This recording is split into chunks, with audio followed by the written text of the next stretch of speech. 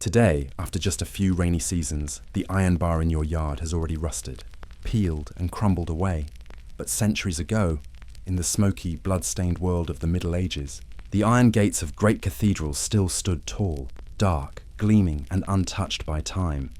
Why? Could it be that they held a secret the modern world has long forgotten?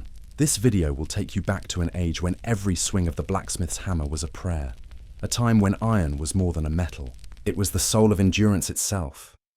We will wander through glowing forges, lonely watchtowers, shadowed alleys crawling with rats, and the lives of those who stood at the edges of history. The ones who kept the world from falling apart. Because sometimes, what makes something eternal isn't found in technology, but in the hands that shape it, in patience and in faith. So sit down, close your eyes. Let the echoes of a medieval hammer ring softly in your mind, and begin the journey to rediscover why their iron lived forever, while ours slowly dies in just 2 short years. Why did their iron never rust, while ours withers away in just 2 years? Perhaps, to find the answer, we must travel back in time, to an age when the skies of Europe were veiled in coal smoke, when the sound of hammers echoed through the night, and when men devoted their entire lives to forging what seemed like lifeless metal. They knew nothing of chemistry, had no laboratories, no thermometers. They had only fire, breath, and faith. And there, amid the blazing furnaces, began the story of iron, the immortal metal, the soul of the Middle Ages. It all began with a lifeless lump of ore drawn from the earth. In the hands of a medieval blacksmith, it was not mere material. It was a sleeping being. Every strike of the hammer, every breath of flame, every quenching in water was a ritual of birth. The blacksmith did not work with iron and steel as an engineer would. He conversed with them as if with a soul, in a world where everything was handmade. No perfection of machines, only breath, heartbeat, and patience. Iron became alive, a testament to humanity's defiance against decay. Strangely, when we look back, we see that their swords, their church gates, their handmade nails still endure after centuries, without paint, without zinc, without protection. They darkened, they aged, but they did not rot away, as if the human touch itself had left behind a breath of immortality. The secret lay not only in how they forged, but in who they were.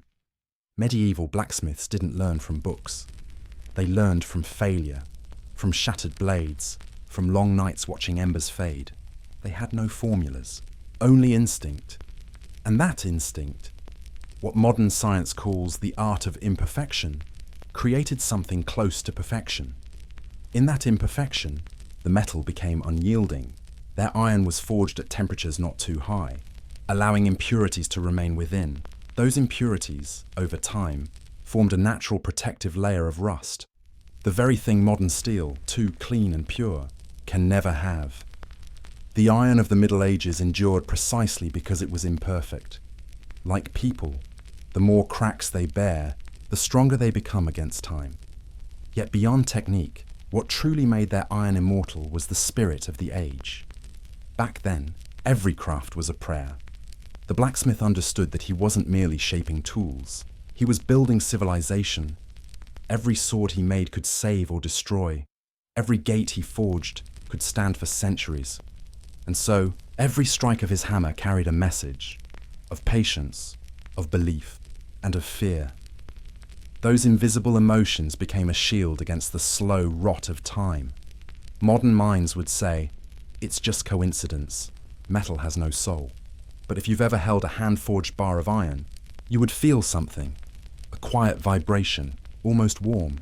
Perhaps it's just lingering heat, or perhaps it's the memory of a craftsman's touch. Life doesn't only dwell in flesh and blood. Sometimes it hides in the coldest things. Today, steel is made by the millions of tons. Everything is optimized, clean, bright, fast, and cheap. But that very cleanliness has killed the soul of metal.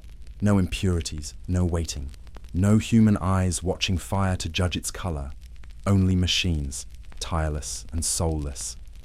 And just like us, modern iron dies young because it is born without a soul. When we look upon those black ancient church gates, we see not only craftsmanship, but a philosophy, a belief that endurance comes not from perfection, but from patience. The Middle Ages were an age of poverty, plague and war, yet it was in their suffering that people learned the value of time. They didn't need to make things fast. They needed to make things last. Every piece of iron they forged was a declaration that mankind could outlast. Decay. When night fell, the blacksmith sat alone by the glowing forge. Listening to the crackle of embers, sweat and smoke turned to mist around him, and in his eyes danced the reflection of fire. He hammered again and again, as if speaking to fate itself, and perhaps with each strike he was shaping his own soul. Because to create something that never rusts, one must first become something that cannot be corroded. Today we have technology, new materials, stainless steel, protective coatings. But we have lost what mattered most, the meaning of creation. Our steel doesn't last, because we no longer give it a soul. When everything can be replaced, what is still worth preserving? The people of the Middle Ages didn't have that choice. They created to survive. They forged as if praying for their own lives. And that is why iron, the immortal metal, is not just the story of metal. It is the story of humanity itself, of endurance, of faith, of values that no measurement can capture. Their iron did not rust, not because of science, but because it was born from the heart. If you ever pass by an old iron gate in Europe, don't just admire its beauty. Place your hand upon its cold surface, and imagine, centuries ago, a blacksmith once touched that very spot. Your fingers are tracing the mark of time, of humanity, of belief, and in that moment, you will understand. Some things are not preserved by chemicals, but by love and patience. Today, in our pursuit of perfection, we have killed endurance, but the medieval world, in all its roughness, created what would last forever. Their iron was immortal, because they were not afraid to be flawed. They knew rust was part of life, and that by learning to live with it, one would never decay from within. Perhaps that is the lesson for us, those living in a bright but fragile world. When you see a rusted bar of iron, don't dismiss it. Remember, within that rust, there may lie a philosophy that rust is how iron learns to live forever. And so, from the forges of the Middle Ages, the story of that metal continues into our lives. Because everything that endures must be forged, in fire, in smoke and in faith. When mankind forged iron, they never knew. They were also forging the soul of the world. And that is why, after all these centuries, their iron still lives, while ours is already dying. From the blazing fire of the forge, where iron was born and the human soul was tempered, we realize that no material truly lives without the breath of a hand. Every bar of iron carries not only the heat of coal, but the heartbeat of the blacksmith. And to understand why that metal could endure through time, we must listen to what was never spoken. The prayer of the blacksmith, echoing through every strike of the hammer, through smoke and sweat, through breath drawn in the darkness of night. This is the story of the blacksmith's prayer, the soul within the flame. No one truly knows what a medieval blacksmith thought as he worked. There are no journals, no manuscripts to record his reflections. But if you listen closely, within the clash of metal, you can hear a quiet rhythm, a sacred beat, like a whispered prayer. The blacksmith had no church, no altar. His forge was his temple. Every strike of the hammer, every spark that burst into the air, was a ritual, a prayer spoken through labor. In the medieval world, where faith was the very breath of life, people prayed for forgiveness, for fortune, for survival. But the blacksmith prayed through work. He spoke no words, yet every sword, every horseshoe, every gate he forged was a silent testament to one belief, that humanity could shape its own destiny with its hands. The fire in the forge was not merely a tool, it was a living thing. It had moods, sometimes fierce, sometimes gentle, sometimes cruel. The blacksmith had to speak to it, as one would to a god. If the fire grew angry, the iron would crack. If it grew calm, the metal would weaken. So the blacksmith learned to keep his breath in rhythm with the burning of the coal, to let the flame trust him enough to share its power. It was a harmony between man and element, a bond long lost in today's mechanical world. Imagine the scene. In the depth of night, when the village sleeps, only the forge burns bright. The blacksmith bends over his anvil, his face streaked with soot, his sweat mingling with dust. He says nothing, only hammers, again and again, steady as a heartbeat. That sound is more than metal on metal. It is the pulse of life itself, an ancient language where labor and prayer are one. The blacksmith did not ask for wealth, nor seek glory. He only wished for the iron to yield, the blade to hold, the gate to stand, and his hands to be strong enough for one more day. It was the humblest, yet greatest faith, the belief that the world could be held together by honest work. In our modern age, where machines have taken over our touch, we have forgotten this form of prayer, to pray through patience, through effort, through craft. There is a quiet beauty in the figure of the blacksmith. No glory, no praise, no artist painting his portrait, and yet, through sweat and blood, he forged the weapons of warriors, the ploughs of farmers, the gates of cathedrals. He built the world, though no one remembers his name. Perhaps that is why his prayer holds such power, because it was never sent to heaven, but to the earth, where iron is born and where humankind belongs. The beauty of the blacksmith's prayer lies not in religion, but in spirit. It stands as a symbol of the unity between man and his work.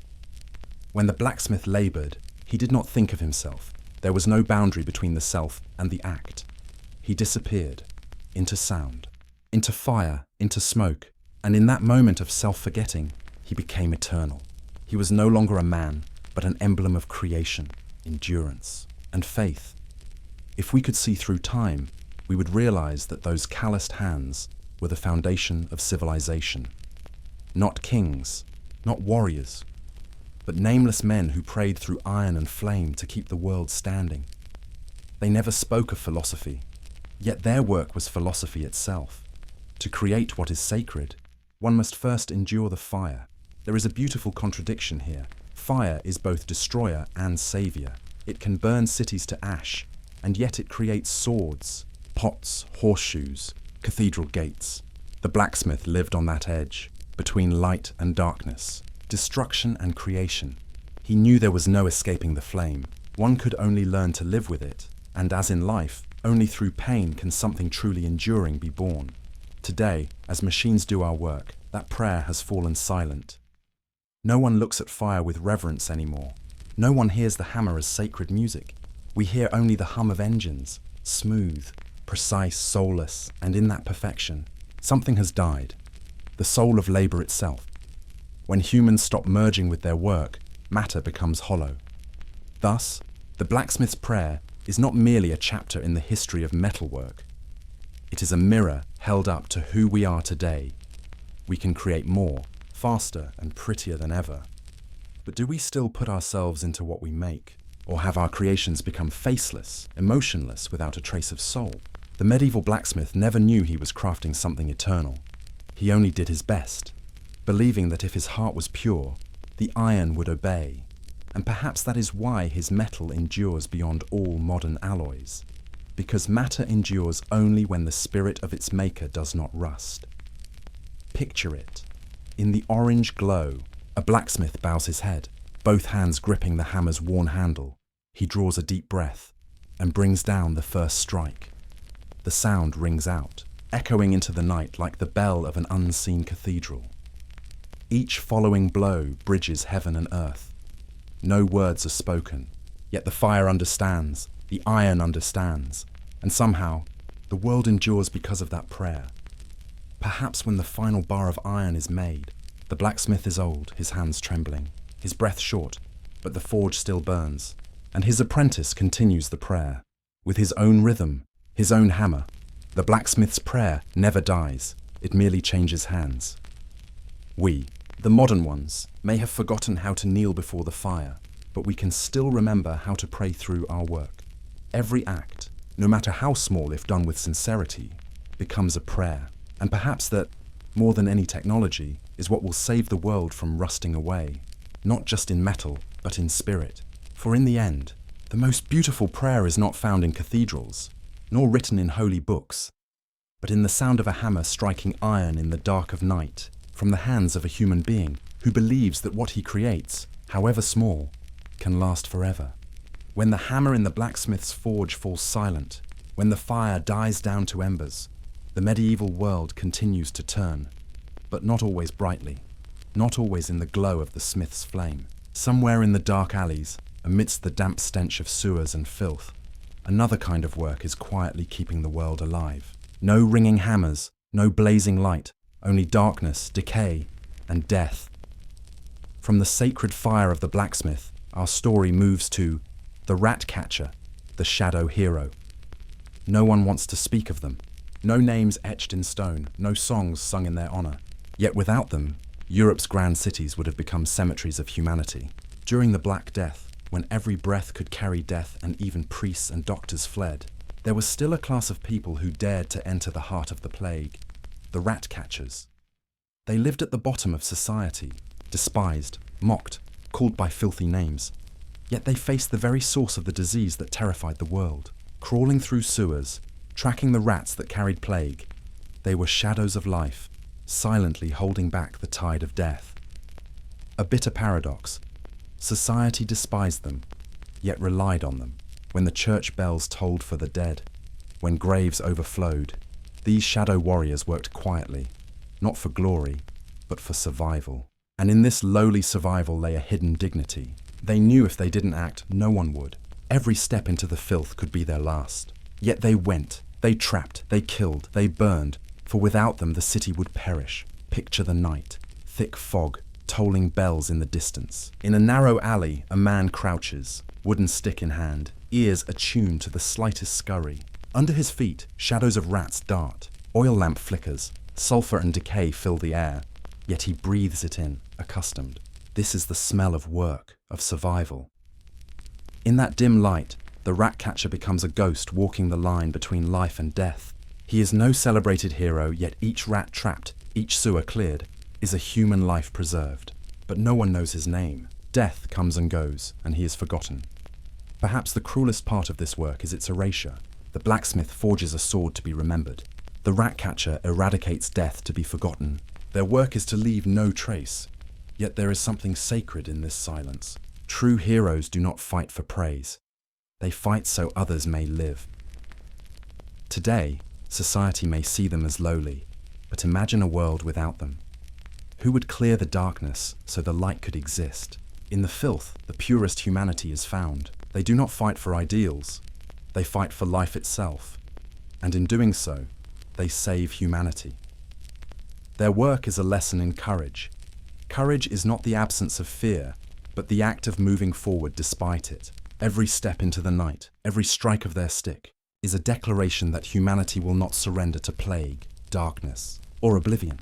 The rat catcher may never appear in history books, yet in the silence of an ancient alley, in the flicker of a distant lamp, you can still hear the echo of their footsteps, a whisper of sacrifice, a shadow of bravery, and perhaps the greatest lesson they leave us.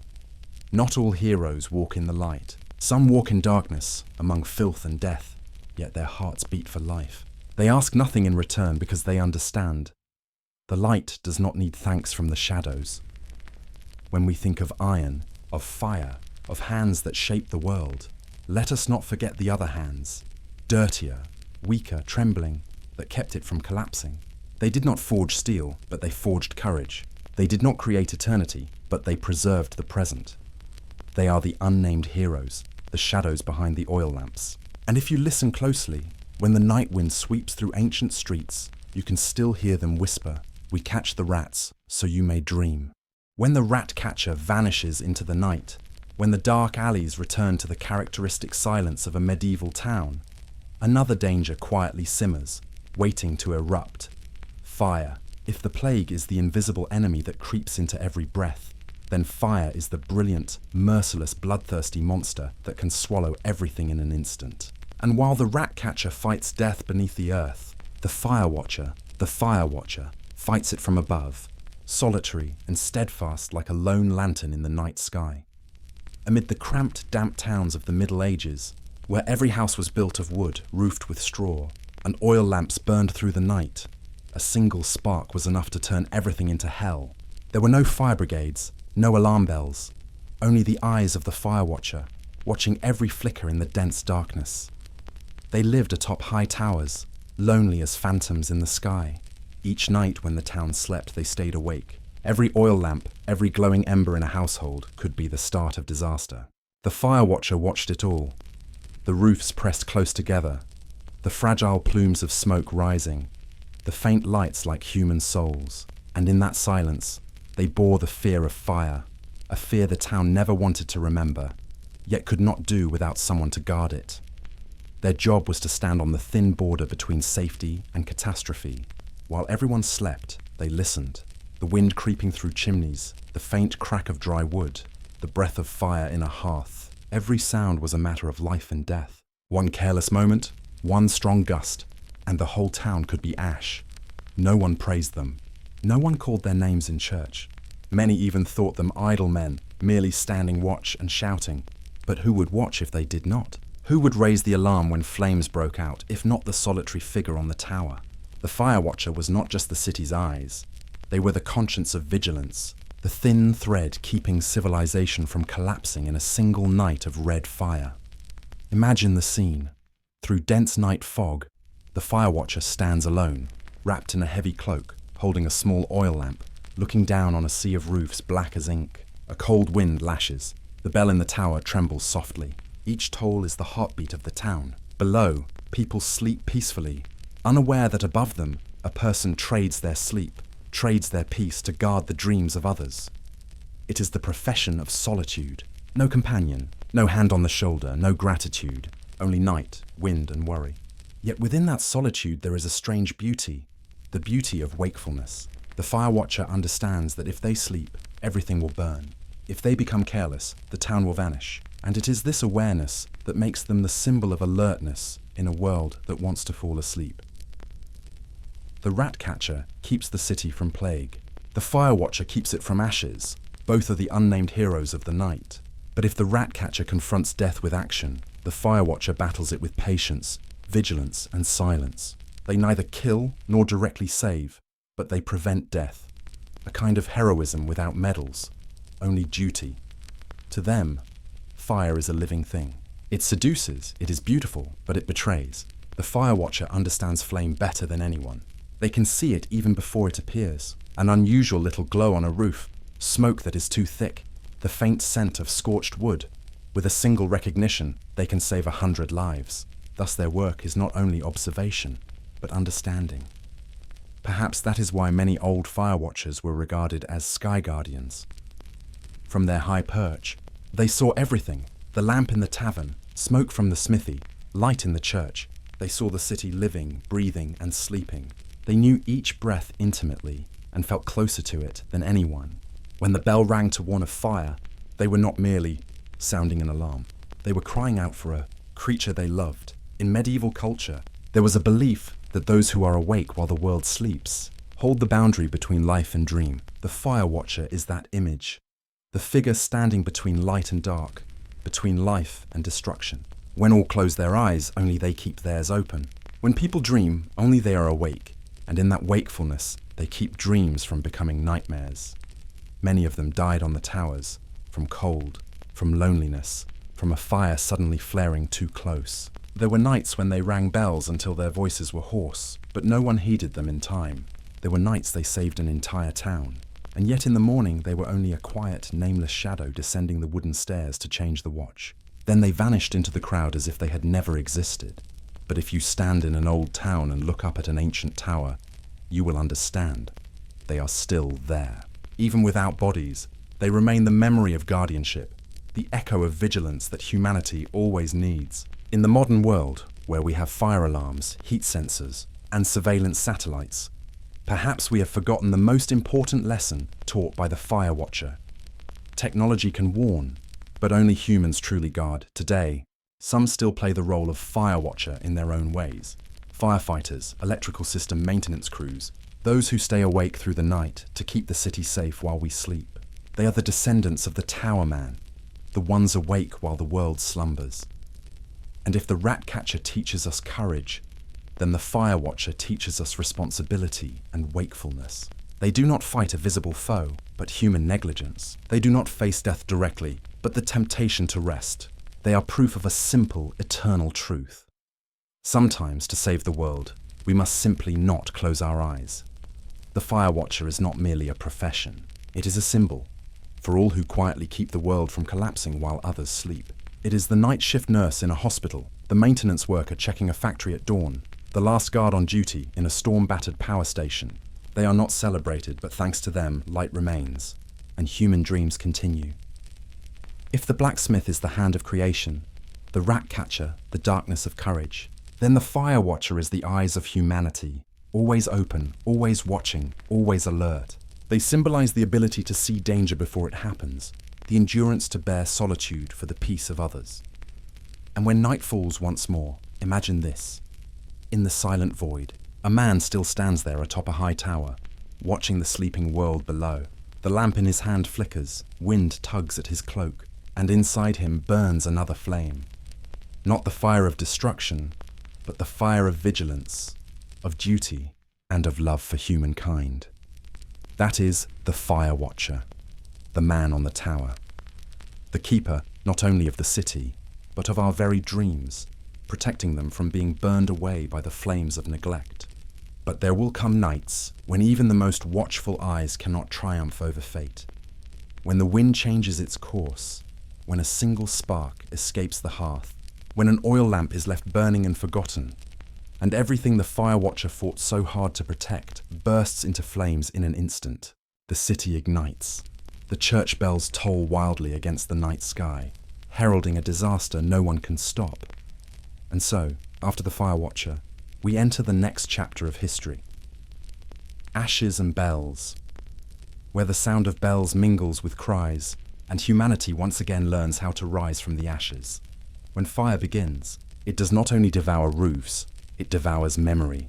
Each timber crackles like breaking bones, smoke curls around stone towers, and the church bells ring, not to call the faithful, but to cry for a dying city. In that moment, every class, every profession, every fate becomes one. Nobles and beggars flee side by side. Those who once scorned each other now cling together in terror amid a sea of flames. The bells, the screams, the crash of collapsing roofs, all merge into a sorrowful symphony. The Fire Watcher rings the bell until his hands bleed. The blacksmith rushes through narrow alleys with buckets of water, and children run with their mothers through the smoke. Fire chooses no one. It only consumes, and within that sight, humankind realizes that everything they believed eternal was only temporary. The city burns through the night.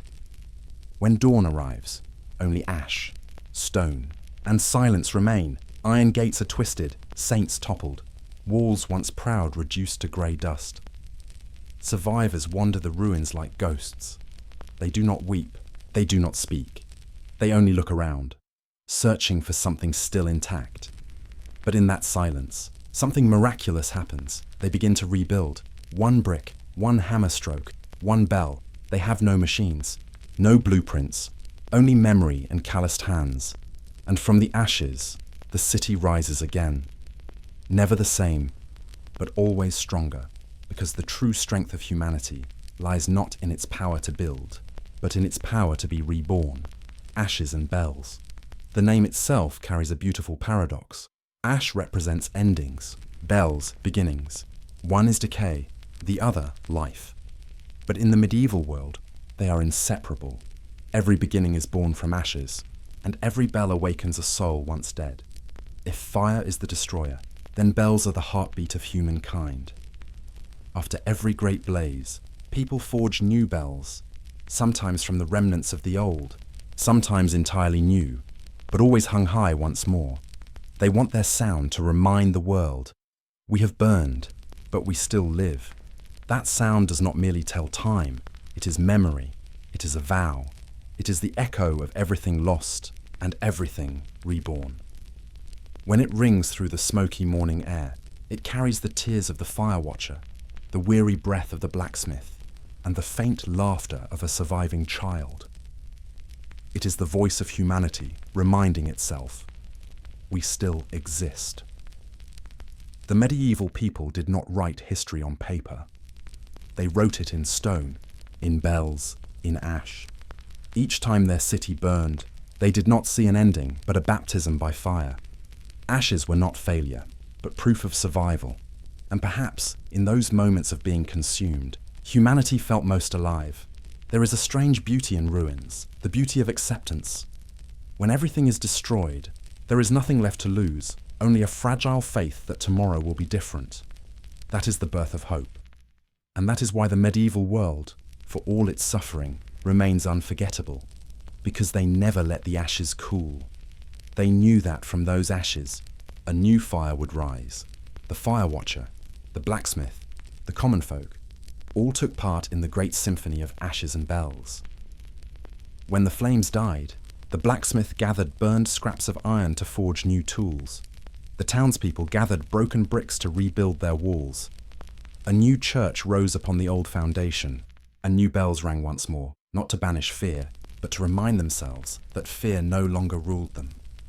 Human history, when seen long enough, is an endless cycle of burning and rebirth. Rome burned.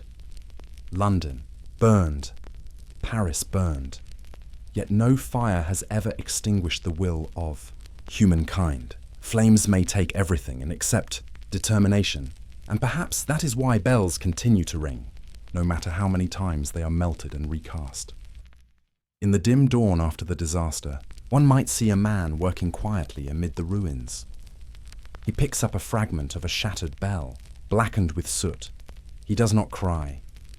He only runs his fingers over its rough surface and smiles, because he knows that from this piece of bronze, a new bell will be born, one that will ring again, as a prayer for all that was burned and for all that will be reborn.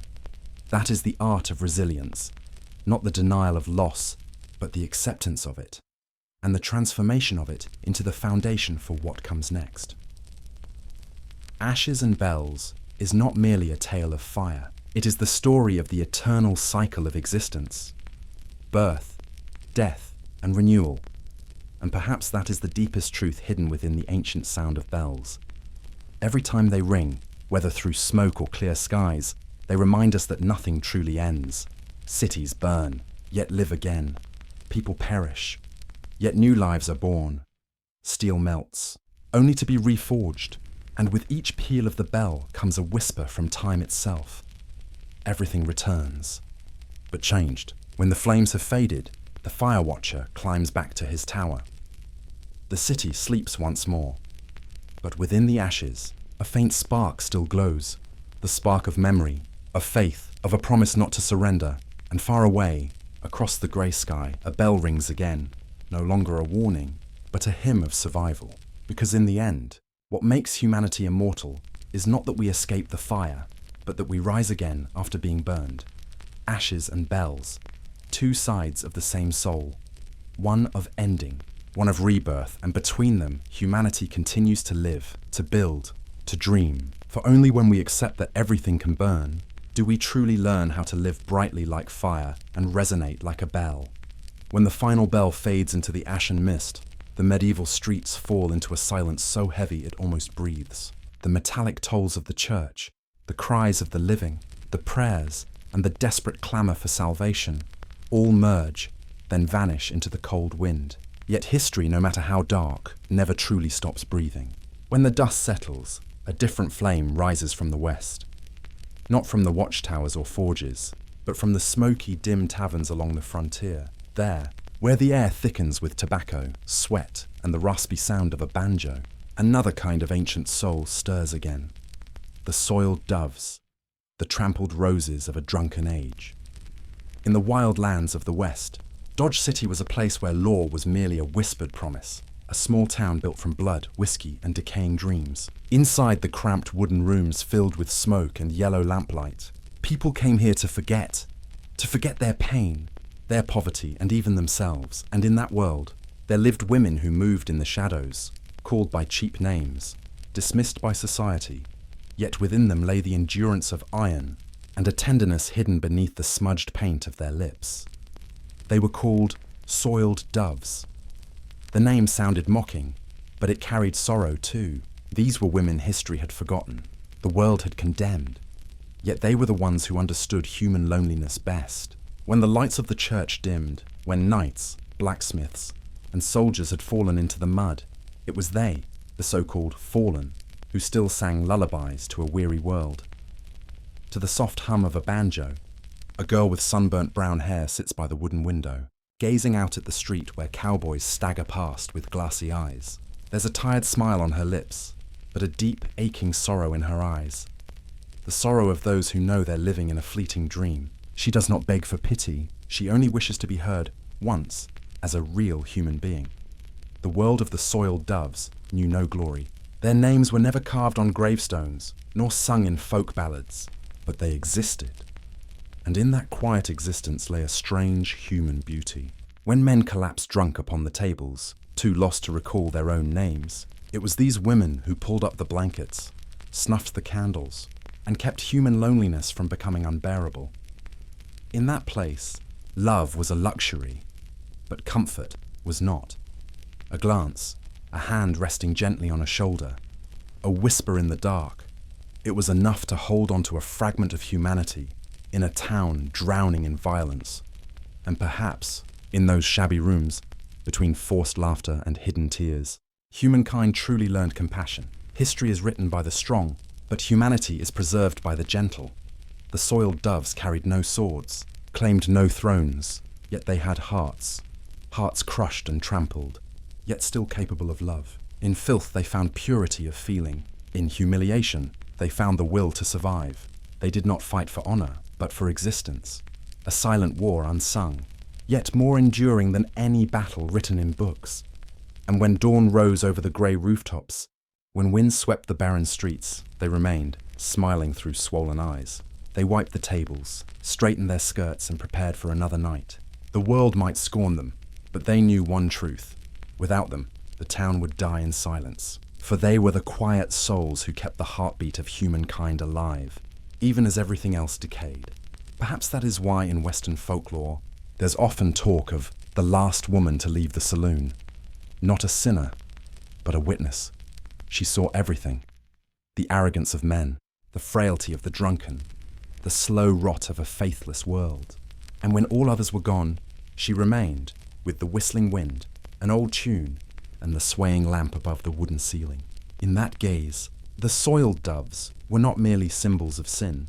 They were reflections of humanity itself, where beauty and ugliness coexist, where love and sorrow intertwine.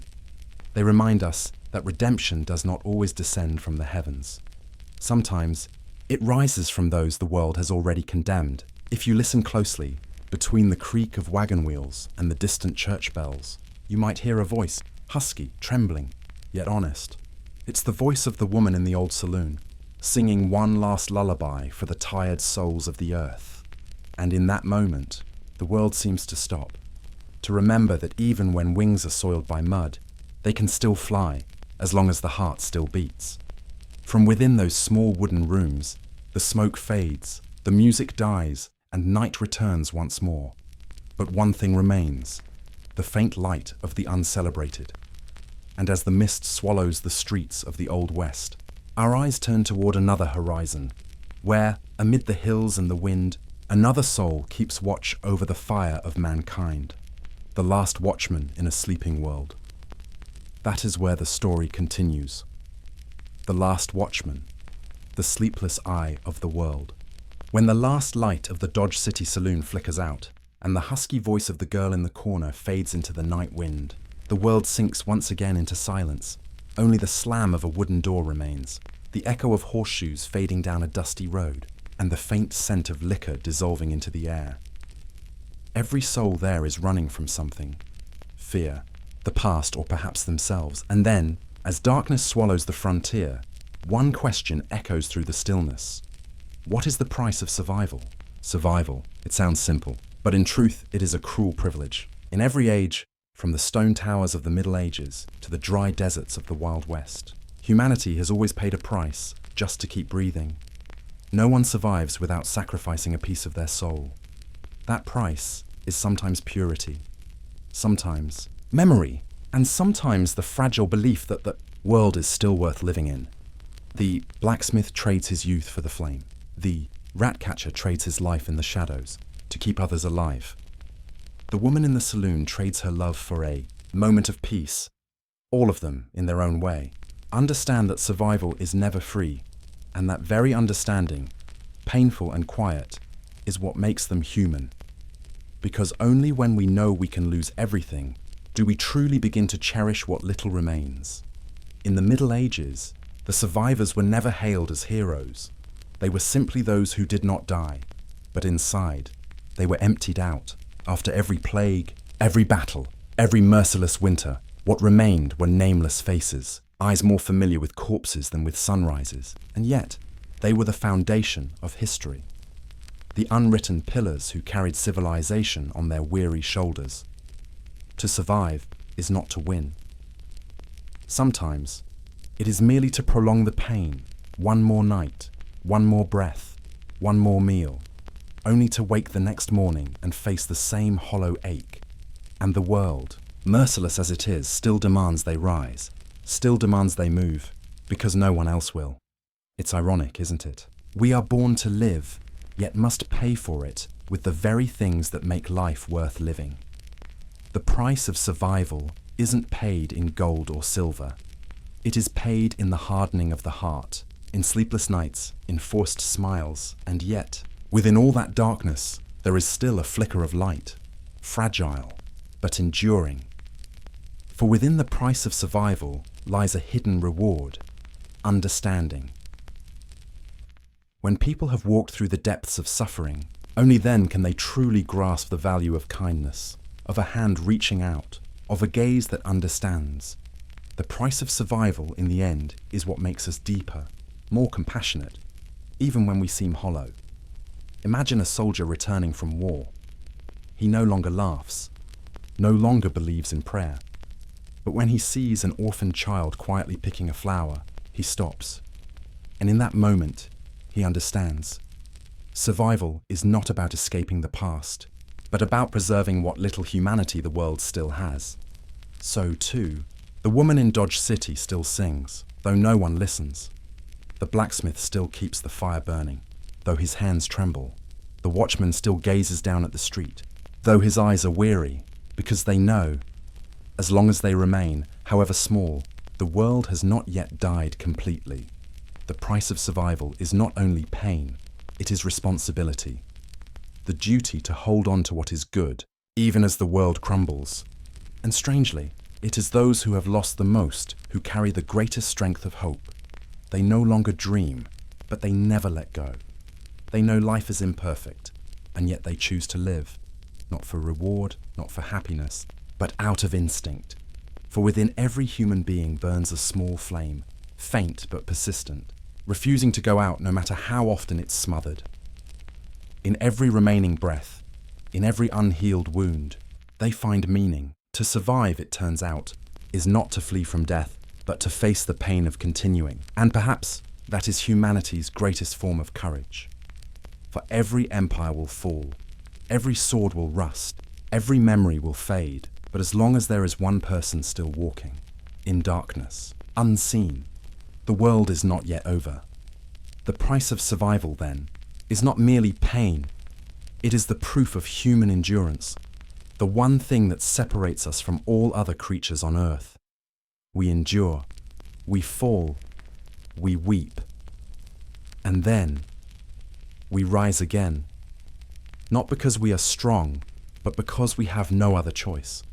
And within that act of continuing, there lies a quiet beauty, like a piece of iron buried deep in the earth, enduring centuries of rain and wind, yet never losing its essence. For in the end, iron is not immortal because of magic. It is immortal because it accepts the fire, the hammer, the breaking, over and over, just as humanity does, through the endless tides of history. And when the night falls once more, and the survivors sit beside the fire, staring at the calluses on their hands, they understand. They have paid the price. But they are still here, and that simple truth, quiet yet profound, is the greatest victory of all. But survival is only the beginning. There remains something harder, understanding why we are still alive. And that question will lead us into the next chapter, where war, sacrifice, and faith intertwine in silence. Part 8, The Kingdom of Rust.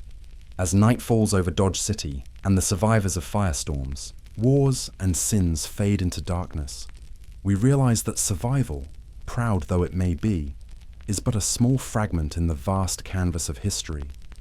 Those who have paid the price to exist, the blacksmith, the watchman, the girl in the saloon, have done their part, yet the world does not pause to praise them. The world moves on.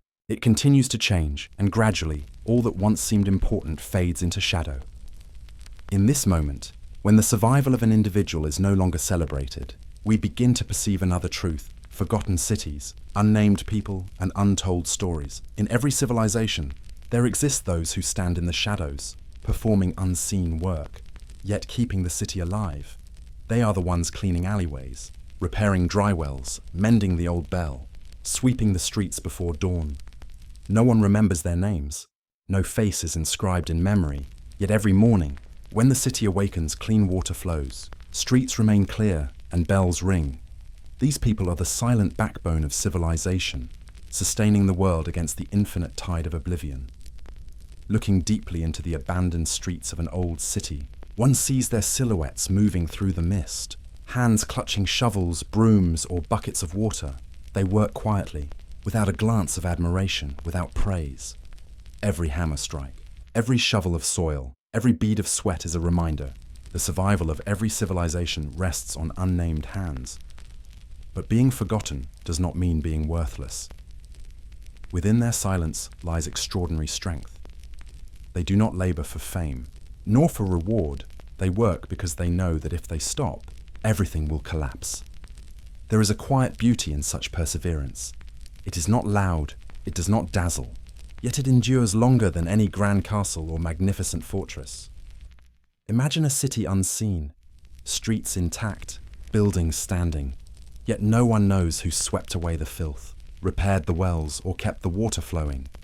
Everything seems ordinary, but without those unnamed hands, a single dry summer, a minor epidemic, and the entire city could crumble. And this reveals a simple yet profound truth. The price of being forgotten is the very foundation upon which civilization stands. These forgotten souls bear no name, yet they leave a mark, not etched on stone or written in history, but in every intact brick, every clean well, every street free of debris, every bell that rings in the morning. They are the silent artists of the world, painting the portrait of existence with small, unseen actions. And perhaps what makes them remarkable is not just what they do, but the attitude they choose. They do not complain, do not demand, do not seek glory. They understand that true value does not come from recognition, but from action itself. In an age when everything is celebrated with words, these anonymous acts become humanity's compass, reminding us that civilization is built not by those who seek fame, but by quiet, persistent hands. Look at the person cleaning the alley. When people see a clean city, they do not think of the one who bent to pick up each scrap of trash. Yet if that person stopped for a day, chaos would ensue. That is the power of the unseen, a presence needing no recognition, yet essential beyond measure. In the dim light of early morning, the city awakens, church bells toll, children chase dogs down the streets, and townsfolk open their doors to work. Everything appears ordinary, but behind that ordinary lies the story of those who kept it alive.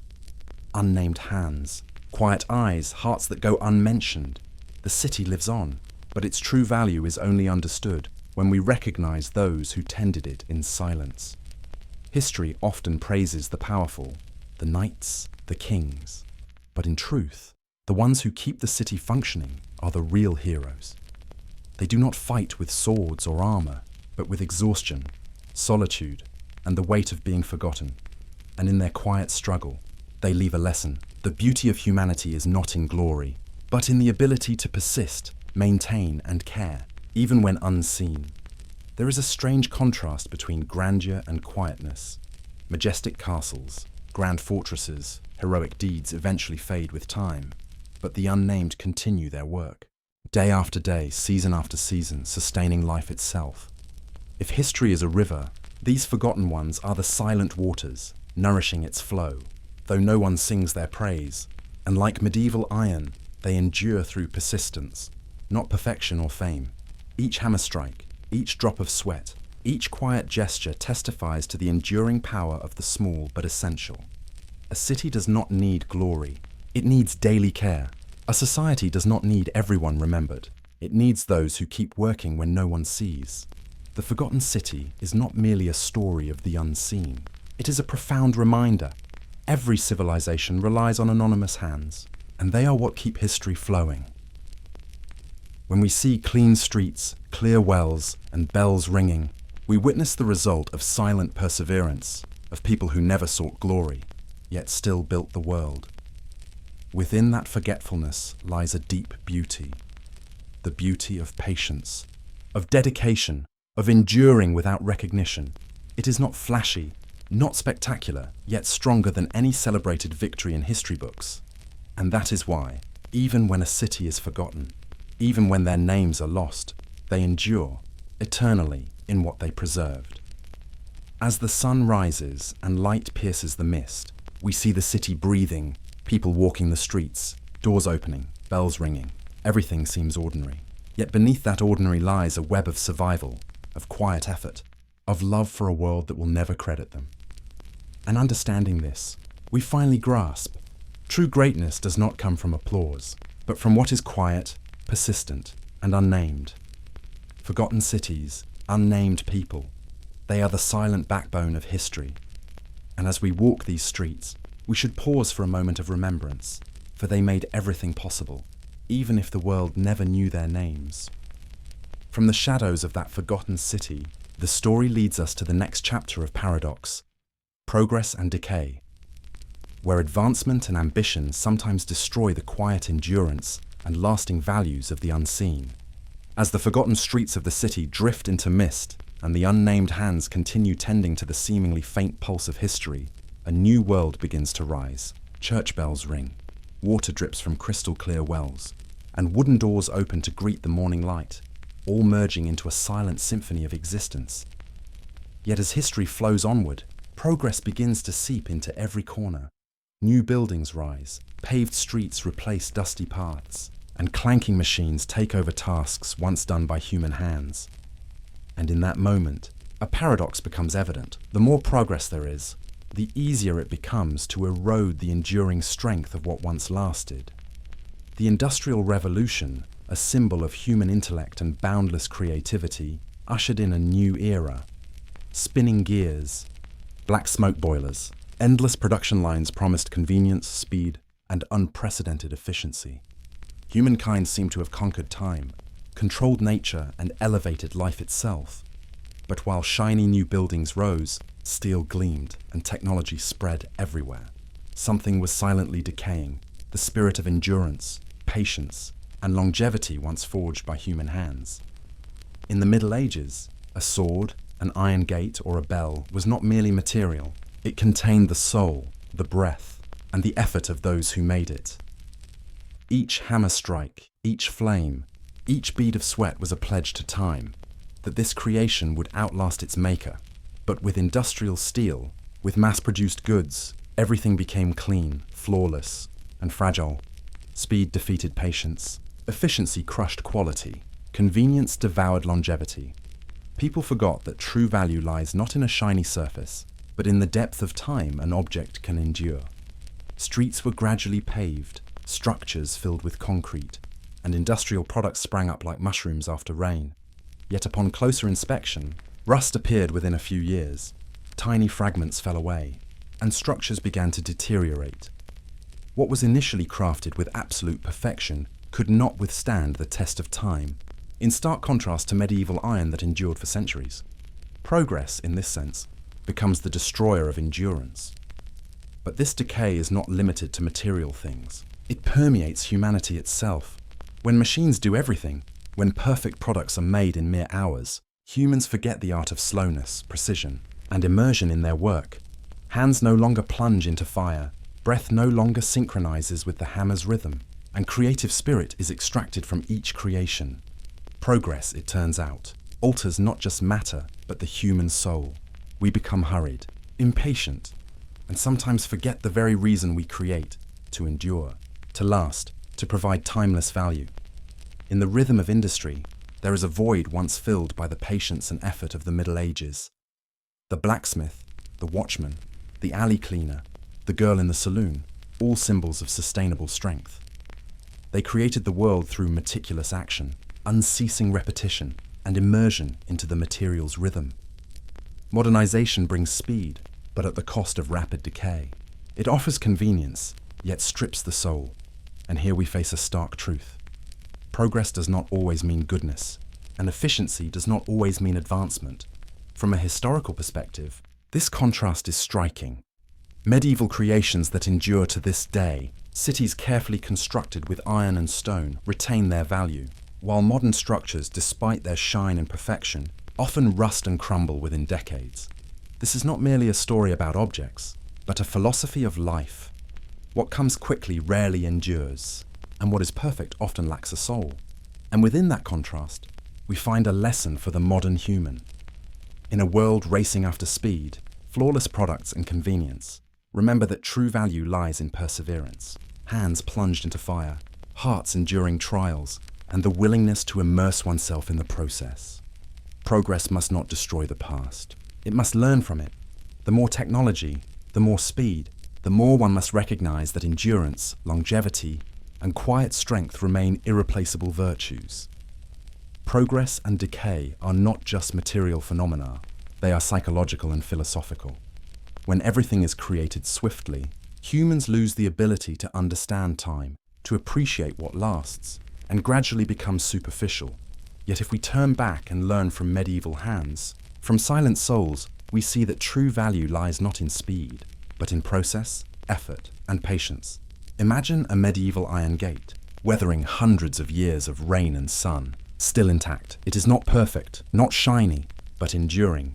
Now compare it to a modern steel door, gleaming yet rusted after 2 years. The difference is not just in material, but in philosophy. Patience, roughness, and the dedication of the past create eternity. The Industrial Revolution brought power, yet also decay. It turned humans into observers rather than creators. It made products hollow, soulless, and robbed them of resilience. Yet amidst all change, one undeniable truth remains. Human hands, when devoted to their work with care and patience, can still produce creations that endure beyond time. And that is why, between progress and decay, we must learn balance. Progress brings speed and convenience, but endurance brings lasting value. History shows that what survives is not the most perfect product, but that which withstands the test of time, enduring rain, fire, and oblivion, and remains meaningful. In the relentless pace of the modern world, progress and decay serves as a powerful reminder. Do not let convenience and speed destroy endurance. Do not let efficiency rob the soul, and do not allow progress to overshadow the value of patience, effort, and devotion. For ultimately, only that which endures the trials of time deserves to be called eternal. And once we realize this, we begin to see the subtle connection between past and present, between medieval hands forging iron, unnamed souls tending cities, and the modern world racing against time. All teach one lesson. Eternity does not come from perfection or speed, but from perseverance, loyalty, and immersion in the act of creation. From here, the story leads us to the final chapter of the journey, where all hands, souls, and silent efforts converge in the hands that built forever, reminding us that no matter how the world changes, eternity is always crafted by the hearts and hands of humanity. As the dust of time settles on streets, doors, and lampposts that have endured sun, wind, and storm, we realize that everything humanity creates carries the mark of existence, yet not everything is remembered by name. Medieval artifacts that endure, forgotten cities, and even modern buildings deteriorating after a few decades, all tell a story of effort, of time, of humanity. Looking back, one profound truth emerges. Every civilization, every achievement, every great moment is ultimately built by unnamed hands. These hands, the blacksmith, the watchman, the rat catcher, the girl in the saloon, the street cleaner, and the well tender, all possess a quiet, majestic strength. They seek no glory, demand no praise, yet leave behind legacies that time struggles to erase. They are the bridges between past and present, between matter and soul, between the tangible and the intangible. Every hammer strike, every drop of sweat, every seemingly small act contributes to building something eternal. And in this silence, humanity discovers the true meaning of existence. Eternity does not reside in fame, but in sincere and steadfast effort. Imagine a medieval blacksmith seated by a glowing forge, hammer striking metal in steady rhythm. Each blow shapes not only iron but time, belief, and the spirit of the craftsman. The iron may become a sword, a church gate, or a farming tool. Yet whatever its form, it carries the soul of the hands that forged it. The blacksmith does more than create matter. He creates survival, a lifeline for the community, a rhythm of existence that time cannot easily destroy. The watchman, standing silent in wind and rain, gazes down upon the city as a reminder of responsibility and vigilance. One stray smoke plume, one accidental spark, and the entire city could vanish.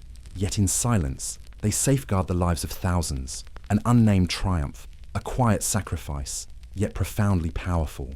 They stand atop the tower not to be praised but to protect, and it is this quiet dedication that forms the backbone of civilization, endurance through safety and order. The rat catcher, a warrior in the dark, faces disease and death, yet persists night after night.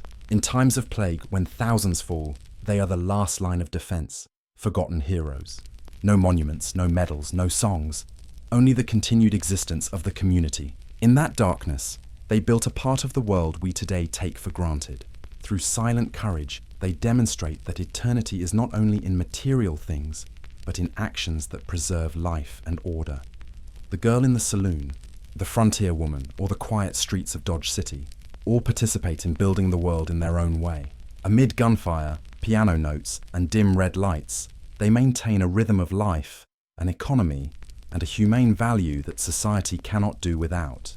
They exist amidst vice and loneliness, yet through their presence, they contribute to society's endurance, a form of eternity, not in iron or marble, but in human persistence and existence.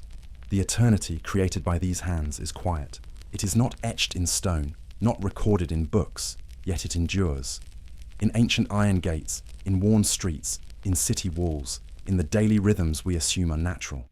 And it is this silent, steadfast, and persistent effort that testifies to humanity's true power, the ability to leave a timeless mark without seeking glory. Looking closely, we see a common thread among all these unnamed hands. They immerse themselves in their work, do not flee challenges, and seek no recognition. The blacksmith immerses in the rhythm of the hammer, the watchman in the shadow, the rat catcher in danger, the girl in the challenges of life, all forge silently yet persistently, creating a lasting world. This is a profound lesson on eternity. It is not fame, it is not matter, but sincere and steadfast effort that endures forever.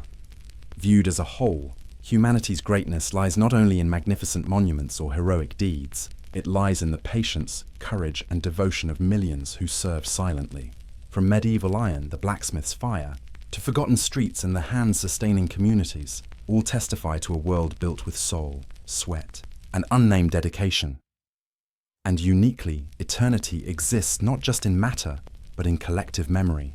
These values, principles, and silent acts are passed through generations, even when the Creator's name is forgotten. Today's humans, walking among medieval relics or along streets once tended by unnamed hands, inherit a portion of that eternity. The eternity of effort, of spirit, and of perseverance. Thus, the story of the hands that built forever is not merely about the past. It is a reminder to us, modern humans.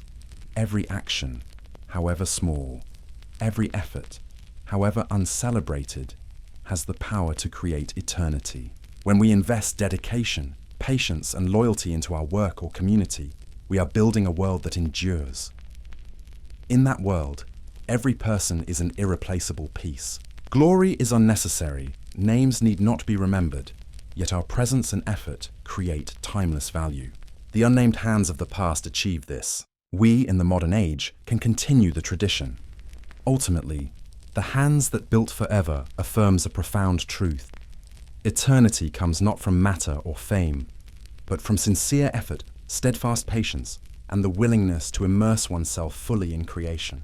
The unnamed hands of the past built the world, and the hands of the present can still shape the future. In that silence, perseverance, and devotion, humanity finds true immortality, not in brilliant light, but in quiet shadows, where unnamed hands ceaselessly make history. And when night falls, when iron, streets, buildings, and silent hearts still endure, one can whisper, they built forever and disappeared quietly. And that is humanity's quiet yet eternal beauty. When you look at a medieval iron bar, you're not just seeing a durable material. You're touching a story of time, effort, and human spirit. Why has their iron endured for centuries, while our modern steel rusts so quickly? It's not luck. It's a secret hidden in every hammer strike, every forge fire, and the life philosophy of the unnamed hands that forged it. In this video, we've uncovered these mysteries. From the medieval blacksmiths, the watchmen atop towers, to the unsung heroes working silently in the shadows of the city. What history wants to teach us is this: eternity doesn't reside in material things, but in human effort, patience, and quiet dedication. Once you understand this, you'll see everything, from iron bars, church bells, to your everyday work, with a new perspective, deeper appreciation, and renewed respect. If you want to explore more silent yet powerful stories, don't leave the channel.